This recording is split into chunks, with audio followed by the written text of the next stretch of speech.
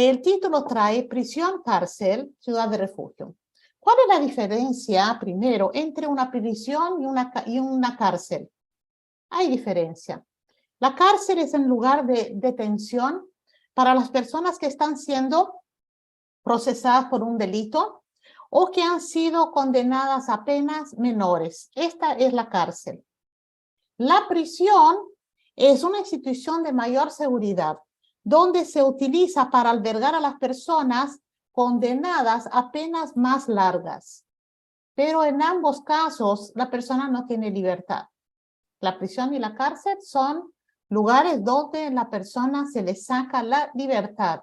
Imagínense que libertad para el judaísmo, para la Torá, para la misión de vida es algo fundamental, libertad. El libre albedrío, poder elegir. La libertad es una de las cosas más importantes porque si no, no podemos hacer lo que nos proponemos, no podemos hacer nada. Entonces, es muy importante entender qué pasa en una prisión cuando se le saca la libertad a alguien. Ok, cada civilización desde el inicio de la historia creó reglas para castigar a las personas que no cumplían sus normas. Cada civilización, ¿verdad? Y una de las cosas que es muy frecuente desde toda la historia, fue muy frecuente y hasta ahora es el encarcelamiento, muy usado. O sea, en todos los países hay cárceles, prisiones, se hizo eso durante toda la historia, muy común esto. Bajo el sistema de justicia americano está entendido, se hizo una evaluación, que fueron encarceladas más de 2 millones de personas. Imagínense cuánta gente pasó por la cárcel, 2 millones de personas. El crecimiento de los edificios de prisión se describe como una de las industrias de mayor crecimiento de la década. O sea, siguen construyendo edificios y edificios para poder recibir tanta gente que va a la cárcel. Una industria en crecimiento. Pero el concepto de prisión no aparece en ningún lugar en el judaísmo. Aparece en la Torá que Yosef fue a la prisión, pero no era una prisión judía, era una prisión de los egipcios. Pero el concepto de poner a una persona en la cárcel no es un concepto judaico, a pesar de que el mundo entero lo usa. Sí, hay otro tipo de sentencias, por ejemplo, multas, sanciones económicas, ofrendas de expiación, castigo corporal, incluso la pena capital. Incluso la muerte directamente de la mano de Hashem, pero no prisión. Entonces, empezamos a darnos cuenta que por ahí nuestra mentalidad es pensar lo peor que hay, que podría haber es una pena capital, ¿no? Nuestro entendimiento, ¿no? Pero ya la Torá ya lo pone de otra manera, que la cárcel, de cierta forma, es peor que la pena capital. Y lo vamos a explicar. Vamos a traer del Rebbe, como el Rebbe explica esto de una forma muy interesante. Sí existieron otras formas de restringir la libertad. Por ejemplo, la esclavitud. La esclavitud, cuando la Torá trae esclavitud, no es la esclavitud que estamos acostumbrados a leer en los libros o mirar películas de esclavos y todo esto. No es ese tipo de esclavitud donde cruel y le maltratan, no es ese tipo de esclavitud. Esclavitud, por ejemplo, una persona que debía una cantidad grande de plata y no tenía para pagar, entonces esta persona se podía servir, uno de los consecuencias sería que fuera un esclavo para poder recibir esa plata, o sea, dar su trabajo como de esclavo, pero tenía sus restricciones. Por ejemplo, no podría ser más de 6 años esa pena y tendría que ser imagínense el trabajo que es, ¿no? El trabajo no podría ser cruel. La persona tiene que recibir buena alimentación, tiene que tener ropa decente y apropiada, trabajar en un trabajo productivo que le dé satisfacción, ¿sí? Comida y techo para su esposa y hijos. Eso era el esclavo. El esclavo tenía que tener todas esas cosas, ¿no? Por ahí mucha gente pensará, ojalá Mucha gente se pondría que pasa por necesidad, tal vez para él sería bueno, ¿no? Porque imagínense todo eso que recibía. Bueno, pero ¿cuál era el objetivo acá? No era castigo. Acá estamos viendo también el concepto de esos consecuencias, o vamos a llamarlo castigo, pero el enfoque no era castigar. Ah, bueno, vos hiciste esto mal, ahora te castigamos, tienes que estar en la cárcel, ahora te castigamos, te pegamos. No, el objetivo no es el castigo. El objetivo es restituir lo que debes, es poder aprender, es poder cambiar. Ese es el objetivo. Entonces, otra forma de libertad restringida es lo que se llama la ciudad de refugio. ¿Lo habrán escuchado? En la Torá existe el concepto de ciudad de refugio, que se malentiende muchas veces como prisión, pero no tiene nada que ver con prisión. 3 de las ciudades de refugio fueron establecidas por Moshe antes de entrar en la tierra de Israel, y otras 3 fueron establecidas por Yoshua. Así que tenemos 6. Cuando más adelante, con Mashiach aparecerán más 3 ciudades. La más antigua, esta es la más antigua forma de custodia protectora. La custodia protectora, que le estamos protegiendo a esta persona de algo. Las personas que eran culpables de un asesinato no premeditado, o sea, la persona mató a alguien, pero fue sin querer, no fue a propósito, no midió su fuerza, se equivocó, no es que tenía ganas de matar a esta persona. La persona tenía la opción, podía mudarse a estas ciudades, a estas 6 ciudades. Ella podía elegir, se escapaba. ¿Por qué se estaba escapando? Se escapaba para que no le maten, porque los parientes de esta persona que murió querían vengarse. Y ellos, si le conseguían y se vengaban, no eran considerados culpables.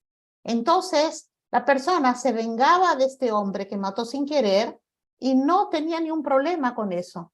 Entonces, era muy peligroso realmente para la persona que se equivocó y mató sin querer.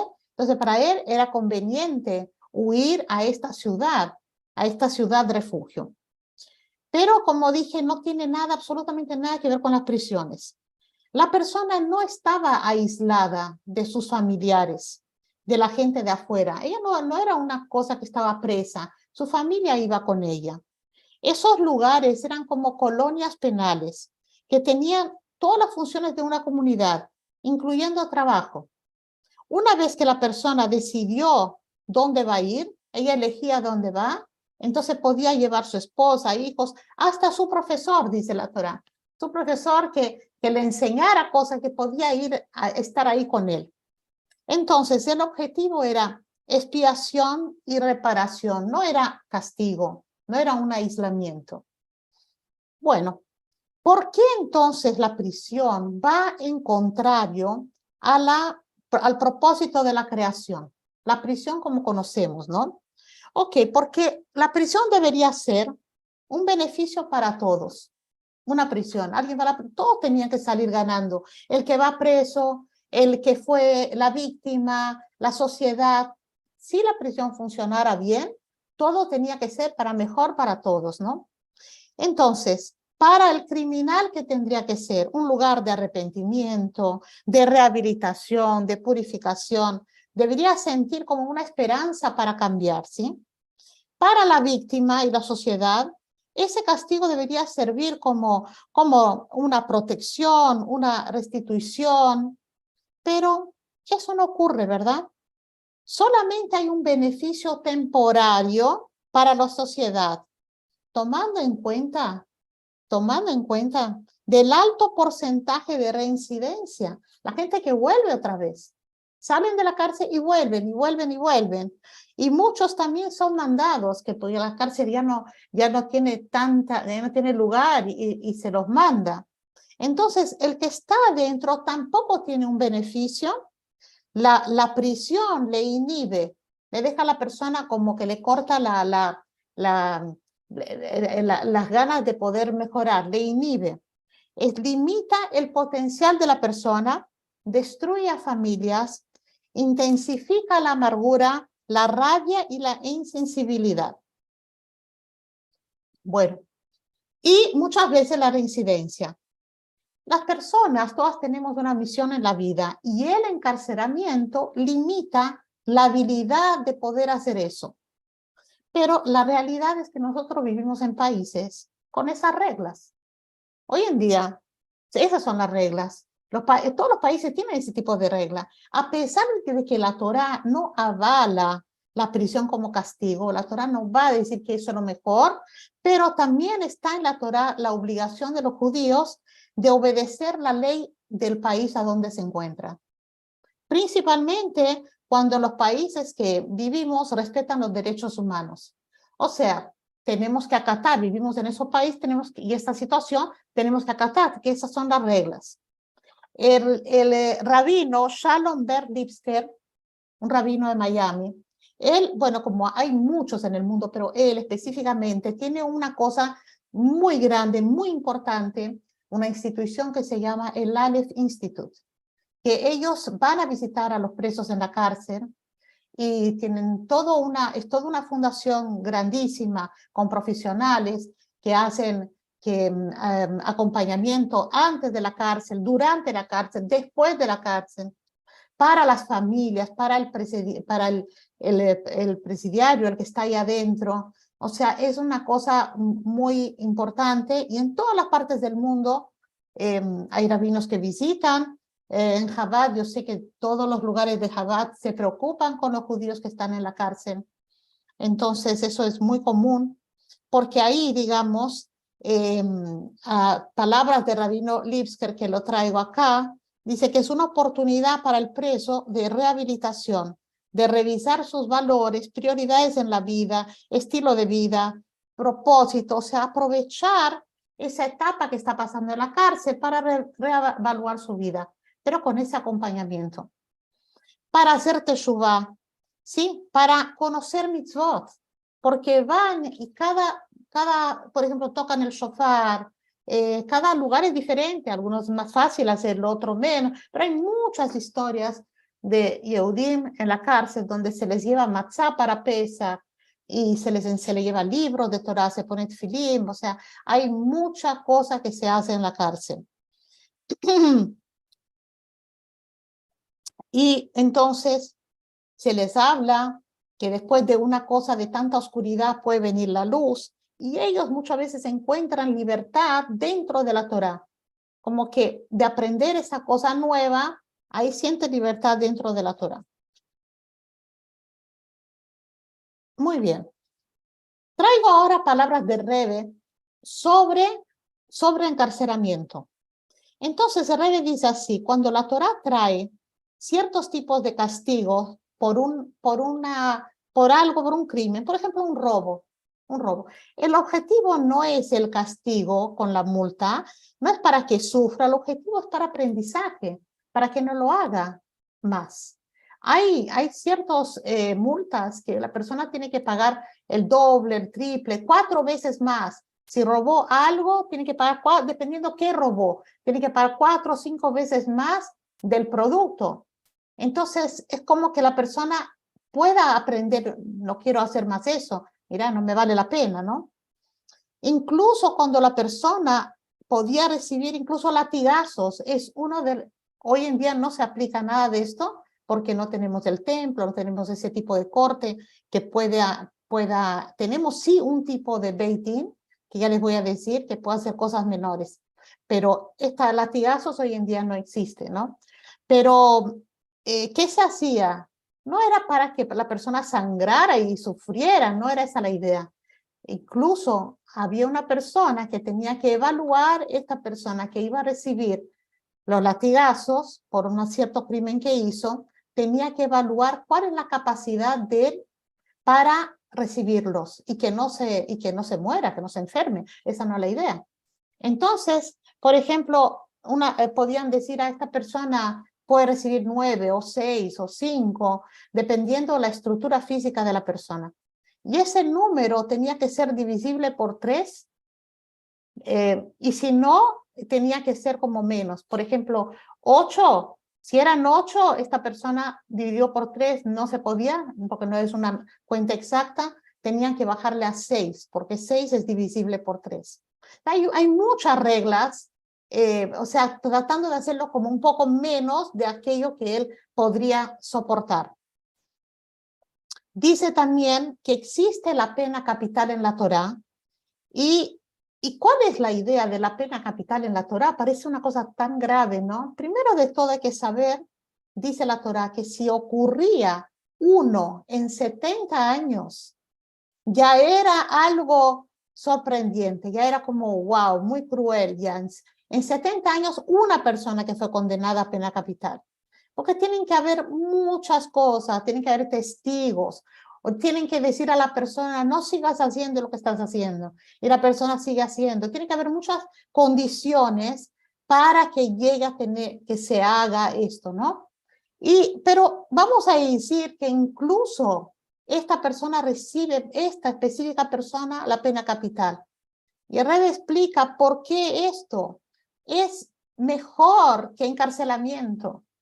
Porque la persona que recibe esa pena capital, ella está como que Dios le dice, la Torah dice, vos vas a sufrir ahora para después tener el Olam Abba. Porque ahí vas a ser merecedor del mundo venidero. Porque ya está, acá lo que hiciste es tan grave que no hay manera de reparar lo que hiciste acá. Ahora, si la persona es llevada a una cárcel, no hay nada de beneficio para esto, para él en la cárcel, porque él se va a sentir peor, o sea, va a estar sin libertad de poder hacer nada toda su vida y va a ser una vida inútil, porque no va a llegar a nada. Entonces, pero esos castigos, dice la Torá, tienen que ser aplicados con la máxima dignidad posible. No se puede negar la divinidad de la persona que fue creada a la imagen de Dios. No importa lo que la persona haya hecho, ella es una criatura de Hashem, ¿verdad? Entonces, la persona debe tener una misión en la vida que debería ser una vida entonces vivida, no solo con futilidades, pero con una vida productiva, donde puede ejercer la bondad, la kedushá, y para eso tiene que ser libre. Si la persona no está en libertad, ¿cómo puede hacer eso? ¿Qué pasa con la persona en la prisión? La persona, ella no puede hacer eso. A veces la prisión te da un trabajo, incluso productivo, ¿no? Porque hay prisiones que le dan a los que están encarcelados ahí, le dan un trabajo para hacer. Pero dice el Rebbe, ese trabajo no es opción, ese es un trabajo impuesto, es un trabajo que él está obligado a hacer. Y el Rambam trae que cuando estás obligado a hacer algo, ya no es tu acción, ya no eres vos porque estás obligado a hacerlo, entonces no es tuyo, no se sienten como que estoy haciendo algo, no, estoy haciendo algo obligado.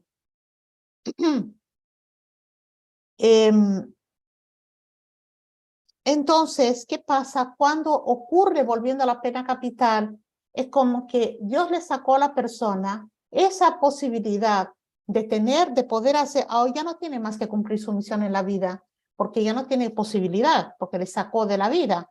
Pero por causa de eso, él recibe entonces la integridad en el mundo venidero.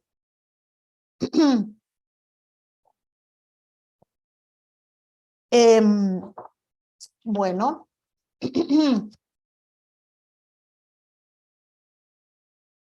Cuando la persona, dice Rebe, está encarcelada, el objetivo debería ser tener por lo menos un chance para reflexionar, pensar, debería tener una oportunidad para repensar su vida, mejorar y prepararse para la libertad. Para tener una vida honesta, pacífica, ¿sí? Debía usar esos días de la cárcel para eso. Pero para que eso ocurra, para que eso ocurra en la cárcel, esta persona encarcelada tiene que tener conciencia que él es un ser humano de valor, que él es un ser humano que tiene divinidad adentro de él, que él también puede ser un reflejo de bondad y divinidad, pero ¿qué pasa? Si el prisionero está todo el tiempo controlado, subyugado, maltratado, no le dejan que levante la cabeza. Entonces, el sistema de prisión no solamente falla, ¿sí?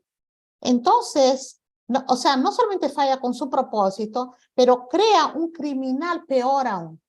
Cuando sale de ahí va a ser peor todavía, porque está lleno de resentimiento y amargura. Entonces sí, él hizo cosas terribles, pero al ser maltratado en la cárcel, a no dejar que él se levante, queda mucho peor. Y entonces ellos deberían saber, al contrario, que son tantos seres humanos de igual valor como los que están afuera. Ellos tienen tanto valor, el valor de su esencia, de ser una creación de Hashem, tanto como el que está afuera, como los guardias. No es que valen menos. Ah, estoy en la cárcel, ahora valgo menos. Hice esto, una estafa, qué sé yo, lo que hice, por eso valgo menos. Esta es la idea que ellos sienten, pero no deberían sentirse así. Entonces, si se sintieran diferentes, sí, se transformarían en personas empoderadas para mejorar. Entonces, de ahí, como en muchos países, con la buena conducta se libera antes del tiempo. Todo lo que yo leí ahora, digamos, que hablé, estas fueron palabras de redes sobre el problema de la cárcel hoy en día. ¿Qué es el tema de la ciudad de refugios? ¿Qué es para nosotros esta enseñanza, verdad? Antes de eso, antes de entrar a la ciudad de refugio, quiero traer algunas cosas interesantes sobre el sistema de la Torá, que dijimos que no es de la cárcel, ¿verdad? Incluso en la Torá no se puede hacer apelación, ¿no? Se dice apelación, ¿no? Apelar cuando quieren hacer de vuelta, en la Torá no existe esto.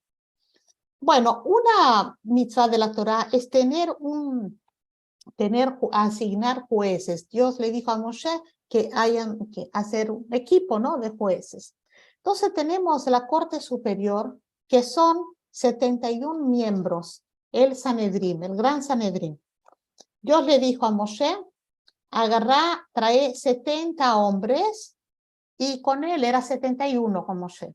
Entonces 71 es el grupo más grande, el Gran Sanedrín.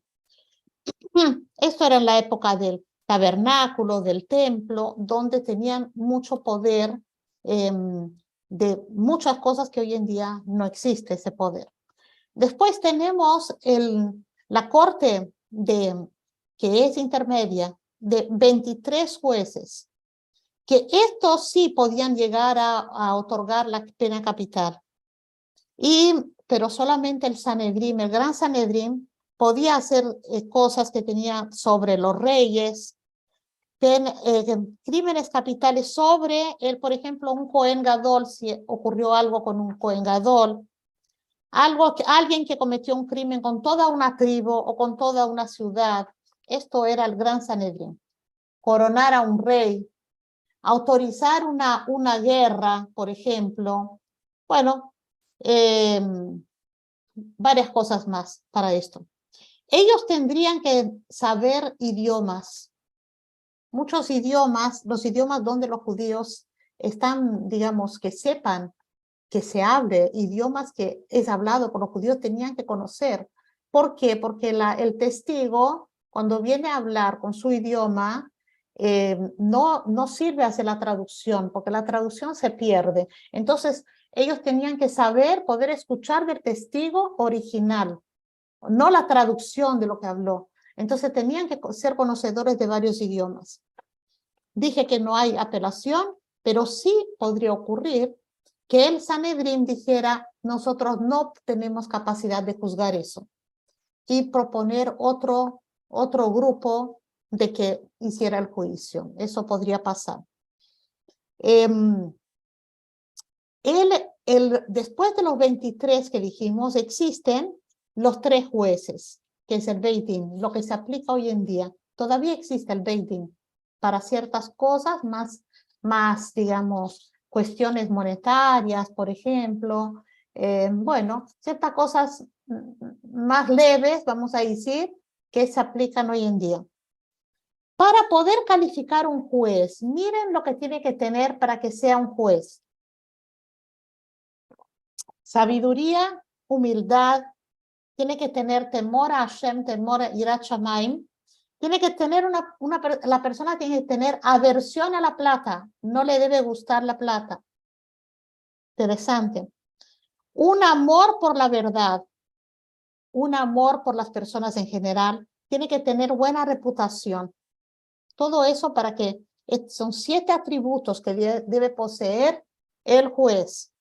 En adición de eso, tiene que tener mucha distinción en sabiduría de la Torá, conocimiento de la Torá, y también tiene que tener conocimiento en disciplinas como medicina, matemática, calendario, astronomía, astrología, enseñamientos técnicas como idolatría, porque pueden haber casos de idolatría para juzgar. Tiene que tener conocimiento no solo de Torá, pero de todas estas cosas para poder tener capacidad de juzgar lo que tiene que ser juzgado. No tiene que ser una persona demasiado anciana y no puede ser una persona que no tenga hijos. Porque la persona que tiene hijos, una familia, tiene una tendencia de ser un poco más compasivo, tiene más como misericordia. Y los miembros del Sanedrín pueden ser Kohanim, Leviim o incluso del grupo de Israel. Tienen que tener una semijá. Semijá es una orden rabínica, pero no es la semijá de hoy en día, que un rabino estudia y tiene la semijá. Es otro tipo de semijá que era dado por Moshe y bueno, se requiere otros requisitos.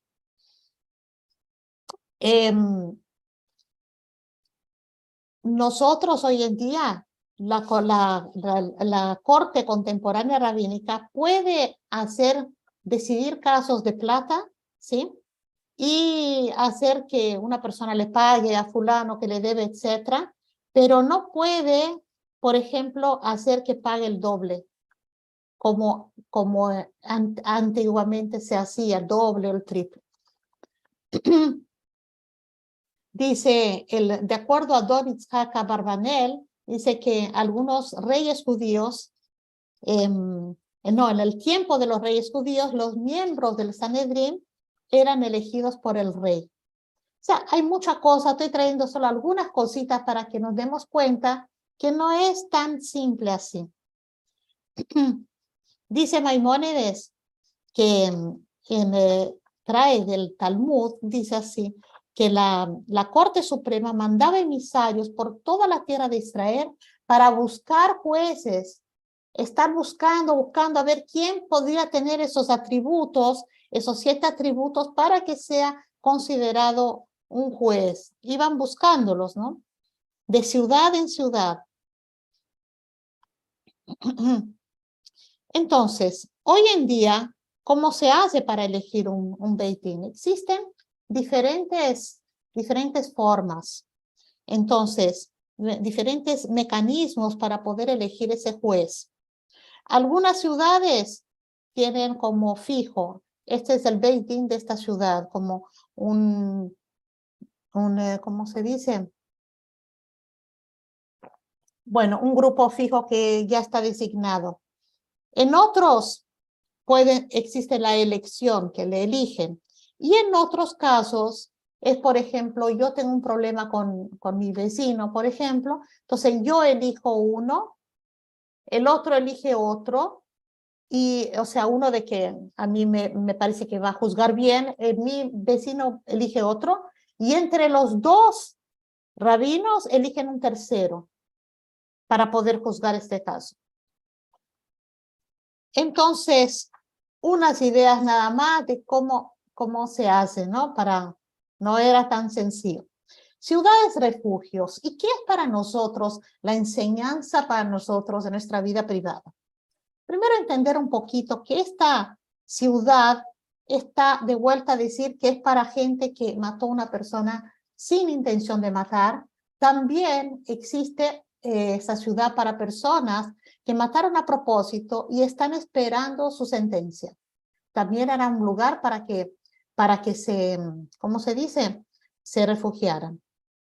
Estas ciudades eran ciudades donde vivían los levitas. Los levitas eran de parte del pueblo más elevada espiritualmente. ¿Se recuerdan siempre la historia? Los levitas no participaron en el becerro de oro, en Egipto no fueron esclavos, ellos siempre estaban más elevados que el pueblo.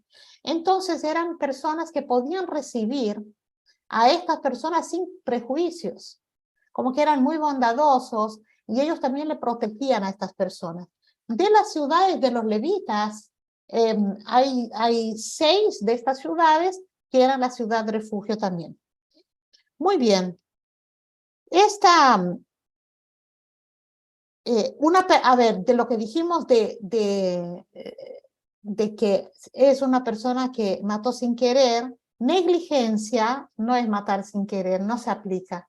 Hay una persona que dice, tengo un montón de piedras en mi casa, una bolsa gigante y vivo en el 4º piso, me quiero deshacer y la tiro por la ventana. Y no veo quién está afuera. Y le mató a alguien. Lo no. Bueno, eso quiere decir negligencia. Eso no es matar sin querer. Eso es negligencia. Muy bien. Las ciudades tienen que tener fácil acceso. Por ejemplo, tienen que ser hechas rutas anchas. Valles y montañas tienen que estar puestos de una forma que sean planos, o sea, para que no haya problema en acceder a esta ciudad, porque hay que pensar que esta persona está apurada para llegar al lugar, ¿no? Tienen que haber señales para que la persona llegue rápido. Una vez por año se revisaba todo eso, a ver si está todo en orden. En el mes de Adar, la mitad del mes de Adar, una vez por año revisaban que todas las ciudades estaban así. Tenía que haber una ciudad que tuviera un centro comercial para que la persona siguiera viviendo su vida normalmente, ¿sí? Y una fuente de agua independiente. Todo esto la ciudad es refugio. Era protección. ¿Hasta cuándo tenían que quedar ahí? ¿Hasta cuándo? Tienen que estar ahí cierta forma, fuera de su lugar. Dice la Torá, hasta la muerte del Cohen Gadol. ¿Qué tiene que ver eso? ¿Qué tiene que ver el Cohen Gadol? Hasta que se muera el Cohen Gadol, ahí pueden salir de la ciudad. Porque el Cohen Gadol tenía que rezar para que no ocurrieran tragedias en el pueblo, para que nadie matara sin querer, porque ¿quién quiere matar sin querer? Nadie. Entonces el Cohen Gadol tenía que haber rezado para esto. Y si en su vida ocurrió alguien que mató sin querer, se entiende que él no rezó con tanta sinceridad así. Entonces, es como que de la misma forma que vos no hiciste lo que tenías que hacer, ahora las personas que están en la ciudad, esta ciudad refugio, están de cierta forma rezando para que se muera, porque cuando se muere van a poder salir. Por eso se cuenta que la mamá del Cohen Gadol y todo le traían cosas y comidas para que no rezaran para la muerte de su hijo. Entonces, ¿qué tal? Cuando muere el Cohen Gadol, ellos pueden salir. ¿Y por qué no pueden salir antes? Porque si ellos salen antes, la persona que le está persiguiendo para vengar la muerte de su pariente, le puede agarrar, le puede matar y no es culpable. Ahora, cuando ya muere el Cohen Gadol, él ya no puede más vengar la muerte. Entonces realmente es como que se terminó el problema de estar escapándose. Bueno, con todo esto, vamos a ver qué tiene que ver con nosotros. Toda esta historia, ciudad refugio, que entramos mucho en detalle, pero vamos a ver qué tiene que ver con nosotros. Los sabios dicen que el mes de Elul es una ciudad refugio para el Yehudí. ¿Qué quiere decir ciudad refugio? Es un mes antes de Rosh Hashanah, ¿verdad? Entonces, como que nosotros tenemos un lugar, un espacio en el tiempo para poder meternos ahí en este mes de Elul y dedicarnos a la parte más espiritual, a la Torá, Tefilá, Tzedaká, a estudiar más, aproximarse más a la espiritualidad justo en este mes de Elul, como la ciudad de refugio. Ahora, si pensamos un poco, hablando un poquito más, más profundo, la persona que se iba a la ciudad de refugio se iba porque estaba con miedo que le iban a matar, ¿sí? Entonces, si hacemos un paralelo y pensemos, a ver, nosotros vamos al mes de Elul y nos metemos ahí en el mes de Elul para hacer cosas más que el resto del año, digamos, ¿no? Entonces, ¿de quién nos estamos escapando? ¿Quién nos quiere matar? ¿Acaso nosotros matamos sin querer? ¿Somos esa persona que matamos sin querer? Bueno, entonces vamos a ver un poquito más profundo. Dice que el que nos está persiguiendo es el Satán, el acusador, el ángel acusador. ¿Y qué es lo que nos está acusando? Está diciendo, mira, vos mataste. Sí, nosotros matamos. Le dicen, sí, ¿a quién matamos? Sí, matamos a nuestra alma divina, porque durante el año entero no la prestamos atención o prestamos no tanto como deberíamos. A veces fue sin querer, sí, fue sin querer, ¿qué tal? A ver, me puse a hacer cosas que nada que ver con, qué sé yo, perdí el tiempo, futilidades, y pasé días haciendo no sé qué, o hablé mal de este, del otro, pero fue sin querer, ¿sí? Ok, pero mataste también, sin querer, ¿no? Entonces, dice este ángel, el Satán, el ángel persecutor, dice, te estoy persiguiendo porque vos mataste sin querer. Entonces, ¿qué hago? ¿Por qué justo ahora? Porque ahora se aproxima Rosh Hashanah. Entonces, ¿qué hago? Me meto en el Elul. Adentro del mes de Elul, nadie me puede tocar. Porque va a haber, bueno, te estás metido en la idea de Elul.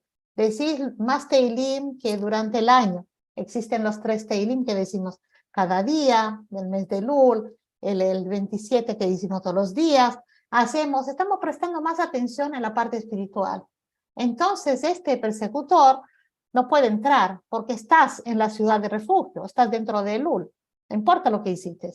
Y en ese momento, ahí estás haciendo teshuvá, acercándose más a Hashem, conectado con más cosas buenas, ¿sí? Dando prioridad a lo que merece ser prioritario, hasta que llega el día de juicio, como el que estaba, y que estaba esperando su juicio, ¿no?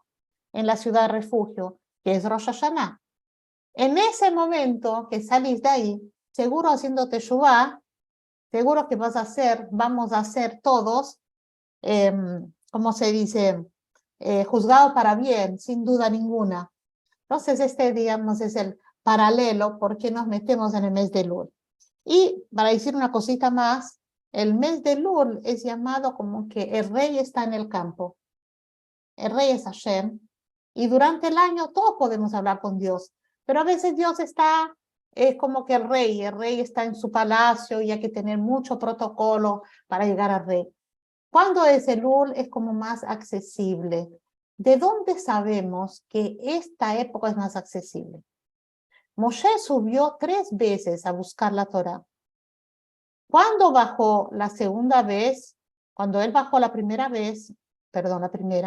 estábamos haciendo el becerro de oro y rompió las tablas. Después subió la segunda vez, se quedó 40 días. Cuando bajó, Dios todavía no había perdonado. Y ahí subió por tercera vez, ahora en Elul, el primero de Elul. Y esos 40 días que estuvo arriba para recibir las segundas tablas fueron los días de perdón. Fueron los días de benevolencia, de que Dios le escuchó, y cuando vino la segunda vez, la tercera vez, trajo las segundas tablas. De ahí sabemos que es el periodo más apropiado del año, donde Dios tiene más benevolencia, donde más aceptador, como es un momento propicio para acercarse a Hashem, que Dios está en el campo, que son estos días del mes de Elul.